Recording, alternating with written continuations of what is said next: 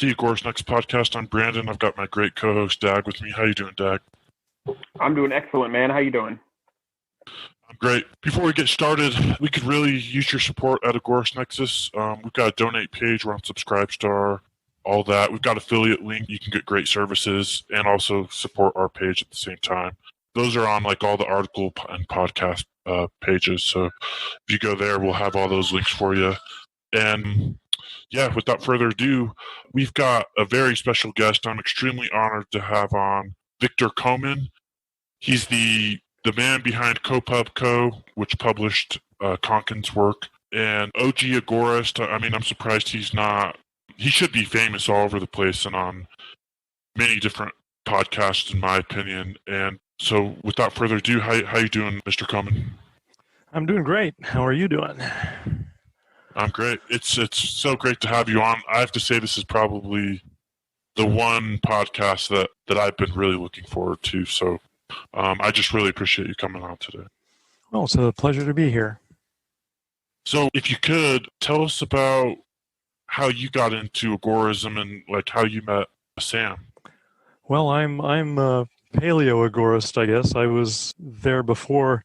I was there at the creation when Sam spoke the word and the word became the Agora. This is going back to like 1974, 73, 74. I was a student at San Jose State University, and I was wandering through their bookstore, and they had some magazines there, and I picked up something called The Alien Critic by Richard E. Geis, which was a science fiction fan magazine. And he reviewed books, he reviewed magazines, basically anything that wound up in his mailbox, he reviewed. So I started reading that, and I enjoyed it. And I saw a review of something called New Libertarian Notes back then, and it discussed an interview with Robert A. Heinlein. Well, I was a big Heinlein fan, so I thought, well, I got to get a hold of this New Libertarian Notes and get the interview. Now, I think I had already heard that Heinlein considered himself a libertarian, or people had accused him of being one or the other. So I wasn't unfamiliar with the term, but I was certainly unfamiliar with Sam and everyone there. So I ordered a few copies. He said, well, I've only got like 2 or 3 of the issues, but here they are, and if we can get copies of the rest, I'll send them to you. So I read that, and I read the rest of the magazines surrounding the interviews, and I thought it was pretty cool. So we started writing back and forth, and when he decided to move out to Los Angeles from New York, where he was living in a place called the Anarcho Slum, he asked if I could help him find a place, or at least, let's meet up. So at the time, I was living across from UCLA in a reconverted women's bathroom in a former sorority house, which had now become a rooming house. And they dropped by, and it was Sam Konkin, it was Charles Curley, who wrote The Coming Profit in Gold when gold was still illegal. He was famous for bringing an ounce of gold into the halls of Congress, which at that time was considered contraband. And so it'd be like bringing a pound of pot into the floor of Congress today, although, well, maybe 10 years ago. So, and J. Neil Schulman, who wrote... who was to come to write alongside Knight and The Rainbow Cadenza. But at the time, he was renowned mostly for conducting the Heinlein interview and for getting into a phone call with Ayn Rand where, I don't remember, one or the other hung up on the other. So they decided that they were going to live in California, and the person who picked them up at the airport and drove them around looking for an apartment was none other than a libertarian pot-smoking troubadour named Dana Rohrabacher. And he found them a place to stay which was being managed by Chris Schaefer, another libertarian, and it became known as the AnarchoVillage, and that was at 1838 East 7th Street. Now, there's no more, I don't think there are any more AnarchoVillagers there. They're just an apartment now, a sad, lonely, rundown apartment built in the 1930s. But eventually I moved in there, Neil moved in there, Charles Curley moved in there, Steve Timon, who was to become a Hollywood B-movie screenwriter, and Nick Yermakov, who under the name Simon Hawke wrote a lot of the Time War, I think all of the Time War novels. So it was a very productive place. And immediately upon hitting the ground, Sam started working on converting New Libertarian Notes, which was a occasional magazine, into New Libertarian Weekly, which we churned out an issue every week for 2 years. So that's I think it worked out to 101 issues because we took a week off each year. But that was an interesting time because we would all get together. We'd be writing. Sam would be typesetting it. I would be laying it out. Other people would be contributing artwork, and we'd get it all together. We get it printed on a Monday.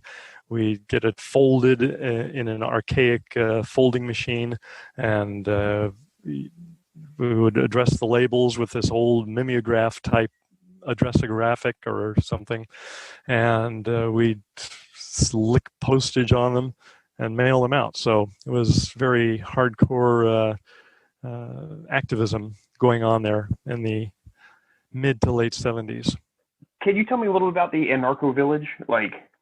Just a brief, what is it or how it come into being? Well, as I said, Chris Schaefer was the manager, and whenever there would be an opening, if one of us wanted to join up, we did. Sam was the first one there, and unless, well, I don't know, I guess so. Sam and Neil got separate rooms, and it's just a small apartment. I mean, if you look it up on Google Maps, it's just this rundown thing. But it was full of libertarians, and people wanted to be where the action was, and that kind of intellectually was where the action was, and it was a movement nexus of sorts. And we all got involved with, or at least some of us got involved with, the Los Angeles Science Fantasy Society. So every Thursday we'd hop in a couple of cars and drive out from Long Beach to Burbank to attend meetings there. And that was fun. And, we got people like Jerry Pornell to be upset with us being all libertarian and stuff in front of him. But we were a good crowd, and we made a lot of friends. We went to science fiction conventions. We went to libertarian conventions. We organized a few, and it was all pretty heady stuff going on at that time. Went to protests. I think we picketed Jimmy Carter's or his wife or something when she was in Beverly Hills. Stuff like that. Anti-tax protests at the federal building in Westwood. And between all that, we'd be going to movies. And Chris Schaefer, the manager, also managed a one-screen theater a couple of blocks away called the Art Theater. So he would arrange for movies of interest.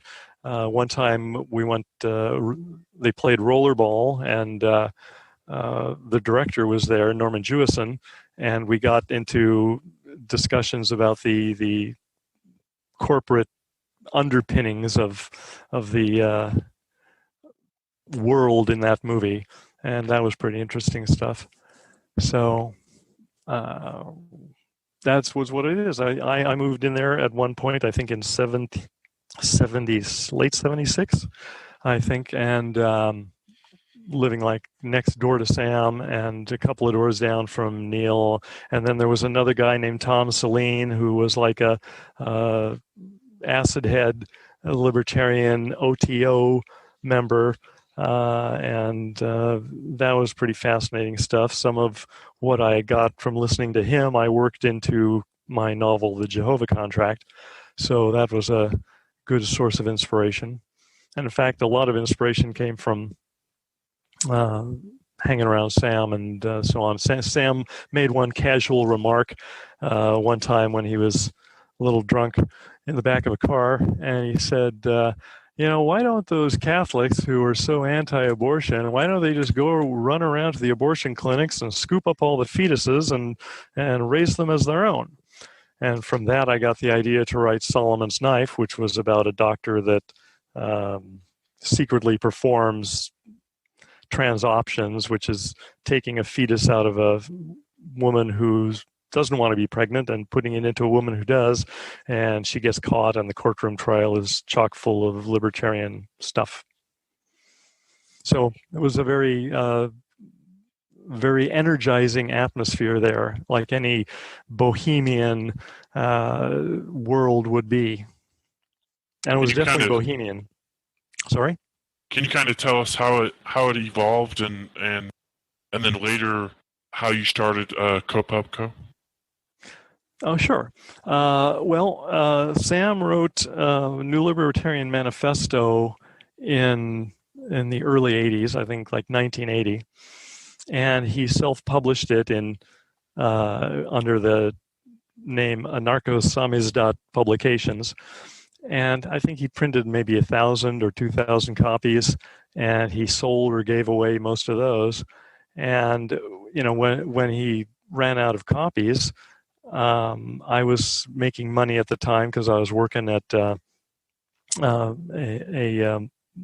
hobby kit company called Revell, which was located in Marina del Rey of all places, because it was built there in the 40s when it had just been a swamp, but now it became rather pricey real estate. So I said, well, hey, I'll publish it. I'll publish it under the title Koman Publishing. And Sam said, why don't you shorten it? Why don't you call it Kopubco? Okay, that sounds good. And because he was good at coming up with neologisms and coming up with contractions and portmanteau words and so on. So he helped a lot of us come up with things that we wound up using. So I republished another 2,000 copies of New Libertarian Manifesto in the same sort of 8.5 by 11 folded format. And when I ran out of those, even though I still have a few copies left, but when I figured it was time for a new edition, which was around 2014 or earlier, I published a 25th anniversary edition in standard paperback form through Lightning Source. So it's now a print-on-demand book. One of the things that I really like about the New Libertarian Manifesto, I think I have that 25th anniversary edition, but I really like how it's got the critiques in the back of it. It's really like the second half of the book, where, for anybody who hasn't read it, basically it has, Murray Rothbard and a couple other people actually write in there as their critique, of the book. And then Sam actually responds in a lot of instances as well. And I really like that because it's like, hey, like, here's my idea, like, I'm not afraid if you challenge it, is that something that's common? I've never seen a book do that before. Yeah, and that was, I took those from Strategy of the New Libertarian Alliance, number 1, I think, in which he had sent out the book to get their reviews or their critiques, and he published them along with his comments. So that was a lot of SNLA number 1. So I figured I could move that from that obscure out of print journal to the book and preserve it that way. And I think it's been well received that way, because it's true. How many people say, hey, give me your best shot, based on your theory of libertarianism or your theory of liberty or your theory of the market, and attack me, and I'll explain myself when you're done. So I think it was important to include that because a lot of people might read the manifesto and say, yeah, but what about? And that's what Murray Rothbard and Robert Lefebvre and Filthy Pierre, Erwin Strauss Jr., wrote about. And when you read them, you'll see each one takes a different tack based on their own premises and their own philosophies that they've been promoting all these years. And I think he gave spirited defenses and counter arguments to all of them. He does, and it's really great because like as like the reader too, it's just so nice to be able, because yeah, there are maybe a couple things that's like, well, maybe the way you put this or that, being able to see other people have like maybe those same critiques or thoughts, and then him being able to respond, it just really helps hash out the ideas a lot better, for myself or for the reader. So I really think that was neat. I would love to see more people do that because it also just sort of shows more confident in your ideas. Yeah, and in his proposed book, his unfinished magnum opus, Counter Economics, he was going to devote an entire section to critiques of agorism and counter economics, and never got around to it beyond just a brief couple of paragraphs in the outline. I don't know if either of you have downloaded that and read it yet, but it's basically the 6 chapters that I could find of his because he gave me the manuscript. There was supposed to be another 4 chapters floating around digitally somewhere on one of his computers or one of Neil's computers, Neil Schulman's, or on a disk somewhere. Sam gave me a bunch of archaic computers, like a PowerBook 150 and a PowerBook 1400. I can't even, the screen on the PowerBook 150 doesn't even work. So I would have to find a monitor that connects to the obscure plug in the back of the PowerBook 150 in order to see what's on the hard drive, to see if the missing chapters of Counter Economics are there. And it's like digging up the tomb of Tutankhamun and trying to figure out the hieroglyphics there. It's a task. Heck of a treasure hunt. And that was that was Counter Economics, right? Is that right? Yes, Counter Economics. Yeah, I loved that book. I think one of the most important things that I took away from it was that that there is a silver lining to when the government implements price controls, and that is that everybody in that sector that has those price controls, they automatically become a counter economist, and I thought that was a really good way of putting it. Right, and his goal with that book was almost more psychological than economic. He wanted people to understand that there's no shame or guilt in doing things that the government doesn't approve of, that you're just performing basic human actions, and the fact that the government has decreed it to be wrong doesn't make it wrong. It just makes it a little more difficult to pursue.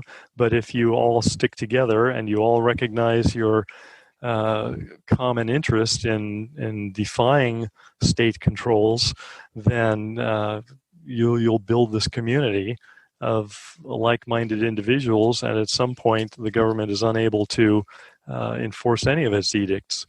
Yeah, absolutely. Like morally, legality doesn't equal morality, and I think agorism really is like, I don't know, it fascinates me, and it's a great way to peacefully, tell them no. So yeah, that's it's basically an anarchistic way of thinking, but it's a peaceful anarchistic way of thinking.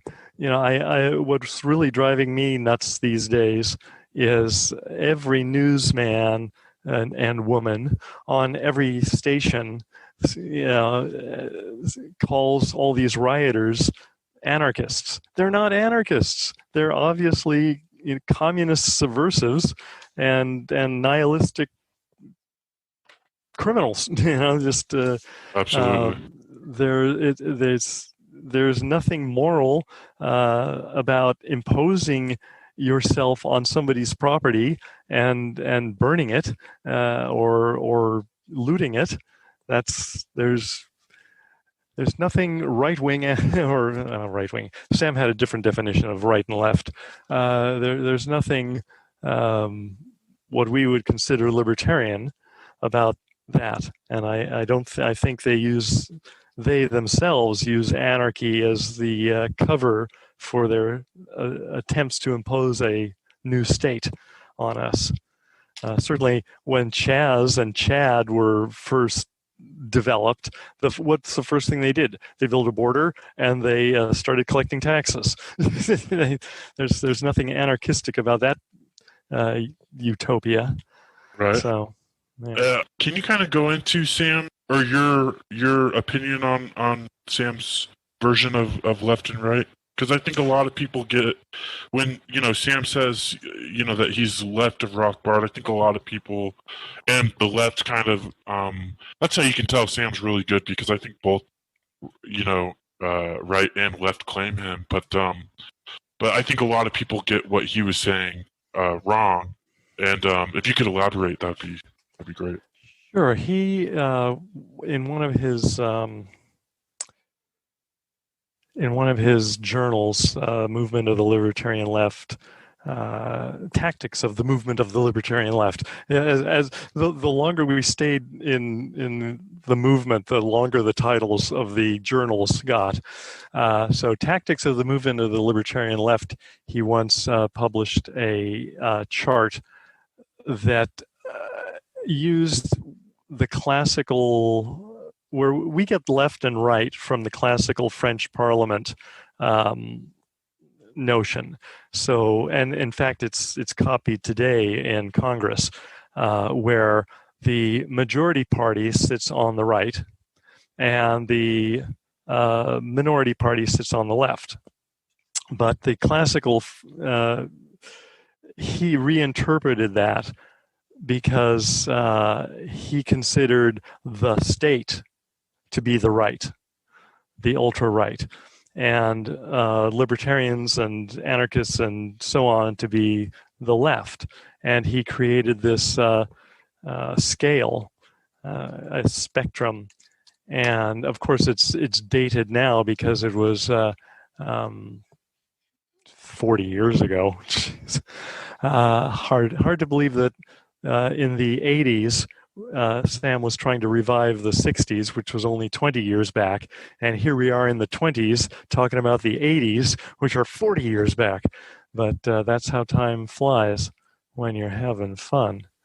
I'm going to try to find this MLL spectrum because it will sort of explain where his head was. Yeah, and if you could send me anything, that'd be sure. Appreciated too. Let's see. Okay, so he broke it down into edit for time. He broke it down into far left, center right, and far right. And in the far right, he had, at the very farthest right, he had police, military, and the ruling class. So they're the far right. And then all official holders and then social democrats and populists. I'm heading toward the left now. Heading. This is right statist. Manchester Guardian, Peace and Freedom Party is center statist. So Rudi Dutschke is center statist in Germany. Karl Hess, he considered far left statist, which is still in the center. He puts him smack dab in the center. Oh, wow. And Karl Hess became an anarchist later on, didn't he? Yeah, but okay. He's still... But back then he considered him... Well, yeah, he's still... He has Carl Hess and Ayn Rand and the Republican Libertarian Alliance right next to each other. And I'll send this to you. It's kind of funny. And then, of course, to go to ultra left, he's got Society for Individual Liberty, Bob Kephart, Society for Libertarian Life. I don't think that's even around anymore.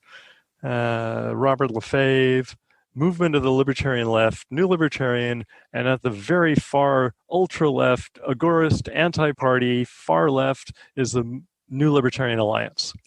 It kind of surprises me that he puts MLL to the right of NLA, but that's his thinking.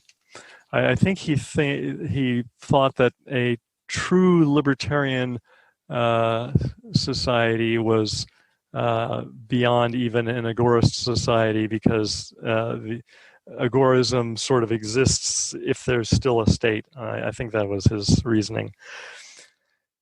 Okay. It exists in defiance of a state, and therefore a state had to exist. Right. Yeah. The whole point of agorism is so that we won't need agorism anymore. Yeah. And that's when it becomes libertarian. So, anyway, yeah, I'll send this to you, and we'll talk about it a little later probably. But I am in the process of creating an Agorist archive on the Kopubco site, a subdomain of Kopubco. And I'll send you the link to that. And that's got New Libertarian Weekly, PDFs of New Libertarian Weekly. They haven't been broken down issue by issue, but I will. It's just a question of time. Now, another question here. I think I'm really glad you clarified what his left meant. And I think a lot of people, like the left and the right, like to claim him, both, the modern sense of the left and the right. Can you kind of go into, obviously he's a free market anarchist because he doesn't believe in the state, and, obviously he's free market because he's an agorist. But was he somewhat kind of what people would consider anarcho-capitalist? I don't know if he probably wouldn't appreciate the word. I don't know if he would appreciate the word capitalism or not, but can you kind of go into what his belief systems were? He resisted using the term capitalism. Yeah. He sometimes used anarcho-capitalism, but he felt that word, like libertarian, had been sullied by misusage over the years, and that it's a Marxist term. It basically, capitalism basically means rule by wealth, which is almost the same as plutocracy.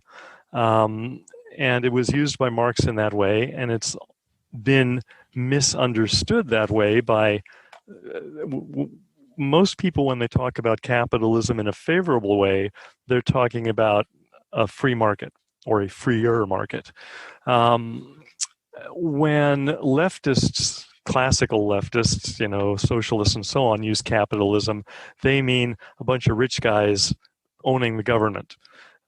So it was due to that confusion that he didn't want to use the term capitalism when you could use the term free market. More important, when you say free market to people of any stripe, they're more inclined to think that that's okay. It's free, freedom's good. People support freedom. People won't, even communists won't support outright tyranny if you put it in those terms. They'll say, well, no, communism frees you to pursue, your own dreams, in the absence of having to worry about money. So he preferred free markets. He preferred the agora. When libertarian got sort of sullied by the party, he thought that the party, the Libertarian Party, had promoted the name libertarian in a way that made it seem like libertarians are interested in seizing the state and controlling your lives too, to make you freer. So he discovered, in the early 70s. The party made libertarians like statists. Yeah, right. Hi, I'm a libertarian. Oh, yeah, I've met your candidate. No, you haven't. I'm a libertarian. Right. So It's funny how people think that that a party of liberty running for authoritarian office makes any sense whatsoever. Yeah, well, that was the contradiction that he saw early on when he, in like 1972, he created the Radical Caucus of the Libertarian Party. Maybe it was 74. I'm not sure which, but he tried to steer the party away from actually trying to gain political seats or anything like that. I'm not too up on what exactly went on, but there are still people alive that might remember. But I uploaded to the Agorist. It's archives.kopubco.com if you want to go there, and you'll see that I've uploaded some very early LP Radical Caucus flyers and some early anti-party stuff. So you can get more of an idea of what his take was on the party. But he was an early and strident opponent to the Libertarian Party. And when Dana Rohrabacher went into the Republican Party, even though he was a close friend of Sam's, he would rib Dana whenever he could about being a bundle of contradictions. So he never broke off with anyone because they were in the party or because they differed. He was a very friendly, gregarious fellow. So he tried to maintain peace amongst all the warring factions, and he was kind of at the interface. I mean, he hung out with C.S. Lewis Society members. He hung out with Tolkien Society members. He hung out with old line socialists. He was friends with anybody who would be cordial, and well mannered, and even poorly mannered, as long as they weren't vicious or hostile or anything like that. Yeah, I heard he was very charismatic in that. He got lots of people together to collaborate and kind of like bring out the best in people is what I've kind of the only Libertarian Party that he really was enthusiastic about was one where there was beer. Nice. Beer and smoking allowed. Yeah, I believe that was one of Rothbard's critiques in the New Libertarian Manifesto, as he was saying that, I guess he was kind of like saying, like, no, we need some sort of political solution because that's how the government's run, so you're never going to be able to make it go away, without being political. And I get where he's coming from, but I don't necessarily agree. And again, from a moral standpoint, I don't think that trying to hold the reins of that organization is a good way to go either. Yeah. Sam, often quoted the old line that reform in theory is perpetuity in practice. And that was, if you try to reform the state, you become part of it. And it's like power does corrupt. No, man, you just got to get in and change it from the inside. Yeah, sure. Let's do that. Well, I have a feeling what we're seeing right now is a bunch of socialists who have positioned themselves inside the government with the aim toward changing it from the inside for the worse. So... I guess that is pretty much any action by a politician is changing it from the inside, right? True. Although I've often joked that Donald Trump may be our most libertarian president because he's hated by everyone. The left hates him, the elites hate him, the ruling class hates him. The Wall Street may love him just because the stocks are going up, but his wife hates him.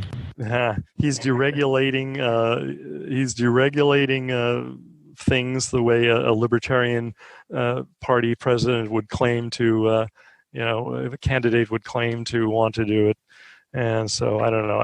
He pisses people off, and I think that's what's charming about him. It's certainly entertaining. Like, I shouldn't have to say that I'm not a fan of Trump, but I'm not. But it's certainly, like, just from somebody who does not care for politics, thinks the whole thing is a joke anyhow, just to see him just really make a joke of the whole thing, and everybody gets, clutches their pearls about he's not presidential and this and that. And it's just like, man, this is like, I really wish that this would get more people to see that it's all a joke. I was really hoping for that, but I really don't know if that's actually what's happening. If anything, I think people are just getting more embedded in their side. Well, plus échange, plus c'est la même chose. Way back when, in 1976, Sam was decided to create something he called Counter Campaign 76. So we started the Vote for Nobody campaign. Now, Wavy Gravy had run Nobody for President, but we were of the opinion that nobody can hold more than one position in government. So obviously, Vote for Nobody at every level is perfectly valid. So we ran the Vote for Nobody campaign. Neil and I, Sam was sort of just behind the scenes doing the typesetting for us, and Neil and I ran it out of a post office box in Malibu, which meant I had to hop in my beat up old Chevy 2 and drive to Malibu from wherever the heck I was. I guess I was still in Westwood at the time, in that women's restroom reconversion, which was great. I had 2 sinks and 2 toilets. What could be better? Anyway, I would go out there and get the mail and stuff. But we got some pretty great national notice, and it was good. It helped make the 76 campaign less dreary. And so we sort of revived it now and then. I mean, we didn't really do a big press thing for the subsequent elections, but hey, I still got some of the buttons available. Red, white, and blue, vote for nobody. That's awesome. I love the Vote for Nobody thing. I didn't realize it went that far back. I mean, nobody tells the truth. Nobody will lower taxes. Yeah. Nobody deserves your life, your taxes or your life. Yes, that's perfect. I love it. Well, we had a lot of fun with it. And at some point, I will scan those in and put those up in the archives, too. I think there even might be some audio interviews with us if I can get reel-to-reel tape digitized. I can get my cassettes digitized because I've got the converter here, but I don't have a reel-to-reel tape converter. So I've got all my dad's old cassettes, and they don't even function anymore. I don't know if they just got too hot. I mean, they're 40 years old. But I've got a bunch of them. I try to listen to them, and no, they don't even play. Maybe I just don't have a working tape player. Who knows? Yeah, I was amazed that when I converted some of my old cassettes from the late 60s, that they still sounded great. So I must have preserved them well somehow because they went through the machine well. I think only one got screwed up. Anyway, we're diverging from the topic of today, which is Agorism and Kopubco. So with Kopubco, once Sam passed away in 2004, he had given me the approval to bring out anything of his that I could, as he didn't believe in copyrights anyway, so technically anybody could publish his stuff because he would have been, as long as it's properly attributed to him.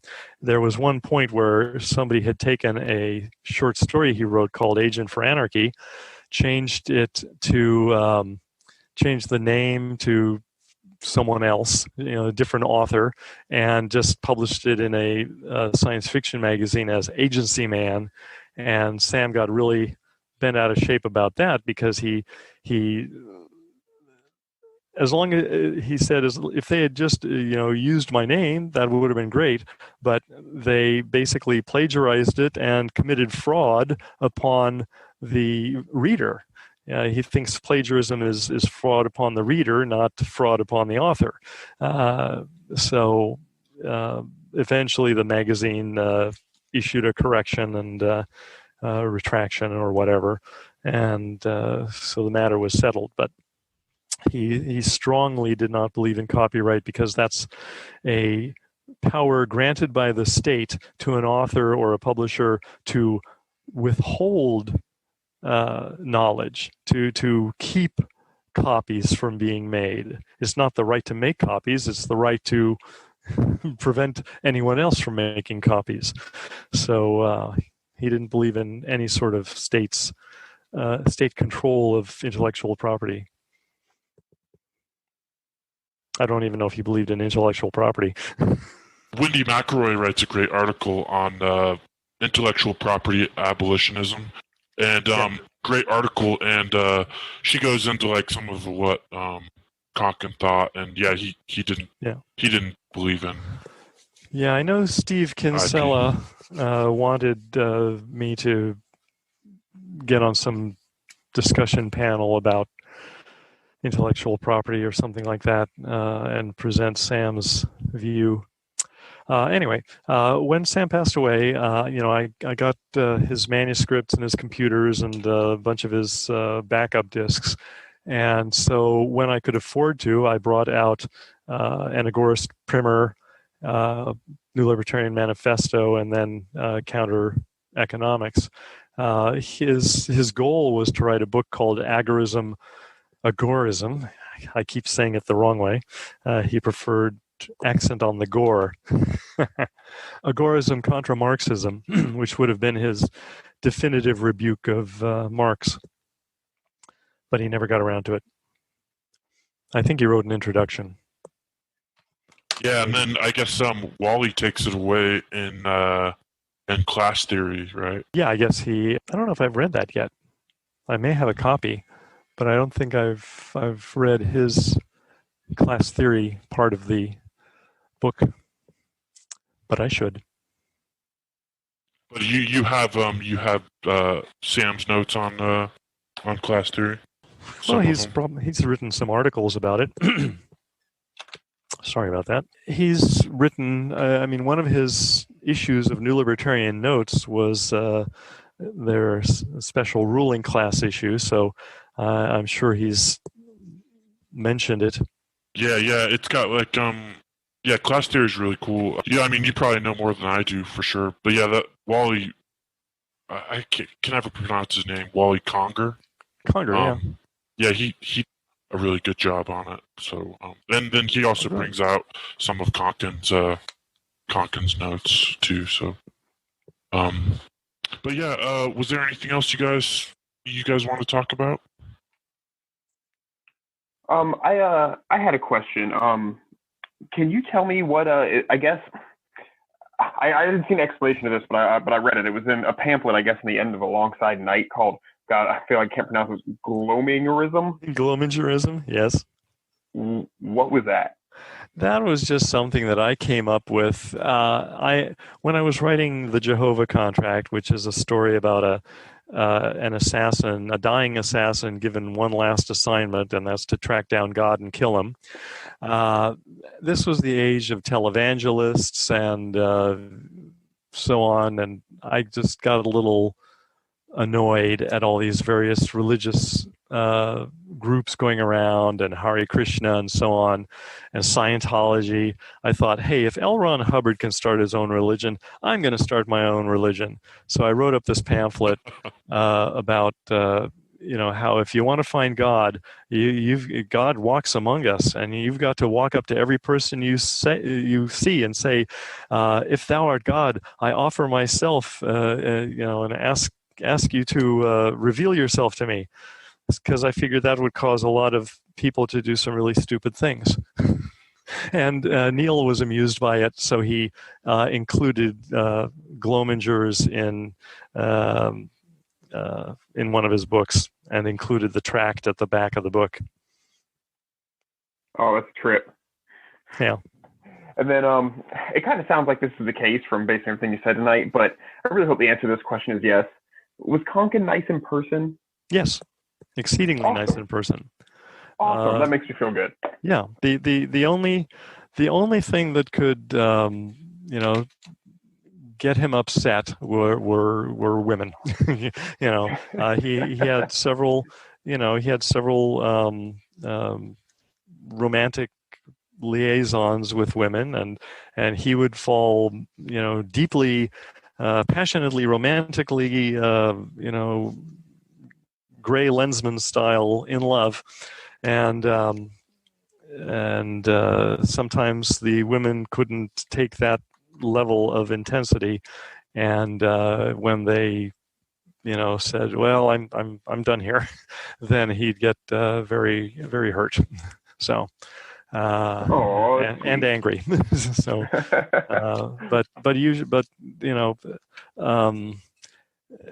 normal, people interacting non-romantically, he was great. He was, he'd hang out with anyone. He'd have a beer. He'd have another beer. Have less of beer, and he was a great guy. He played Dungeons and Dragons, for God's sake. What could be more fanish than that? And even created an entire Dungeons and Dragons world from which he they would have long D&D games. I think I played one round of D&D in my life, and I swore off because I couldn't understand why people were taking all this time doing that. But of course, he wrote his world as an exercise in agorism and counter-economics. So in order to succeed in that Dungeons and Dragons world, you had to understand the black market and the agora, and who can be bribed and who can't be bribed, and stuff like that. So for him, it was an educational tool for his fellow D&Ders. That's cool. Yeah. I always thought D&D was really neat, but man, it seems too complex. I don't have the time. Yeah. Same here. Man, that was great. Do you have any last anything you want to say, or where can people find you? Or you got any projects you're working on? Well, there's Kopubco, Kopubco.com, where all of Sam's extant back issues of New Libertarian Notes, New Libertarian, well, not the New Libertarian Weekly, but that's available on archives.kopubco.com now. Some of them I missed a couple of wrong settings, and some of them are searchable, and some of them are just images saved as a PDF, and that's entirely my fault, but it will be corrected in time. And you can get some MLL pamphlets there, and I'll upload the spectrum, the anti-political spectrum there too, as soon as we're done. Cool. And my latest novel is Kings of the High Frontier. You can get it at smashwords.com or at Amazon as a Kindle book or an EPUB. I will check that out. I do enjoy me some science fiction. Oh, well, this is the Atlas Shrugged of science fiction, if I do say so myself, and I have. Nice. Yeah, it's I just wanted to add something real quick. Wendy wrote an article about how Konkin thought that science fiction was a great way to get people into the libertarian movement, and that's cool. How a bunch of you guys, like you and Neil, are like big, pretty big science fiction writers. So, well, there's an interesting story to that if we have the time. Sam, when he came up with New Libertarian Notes, he was a science fiction fan and he was a libertarian. And he thought, wow, if I publish a magazine that appeals both to libertarians and to science fiction fans, I could get everyone who is either a science fiction fan or a libertarian, and I'll have a huge readership. Well, the Venn diagram. What he wound up with was that intersection of the two, that very small, narrow sliver of science fiction fans who were already libertarians. And so that's why his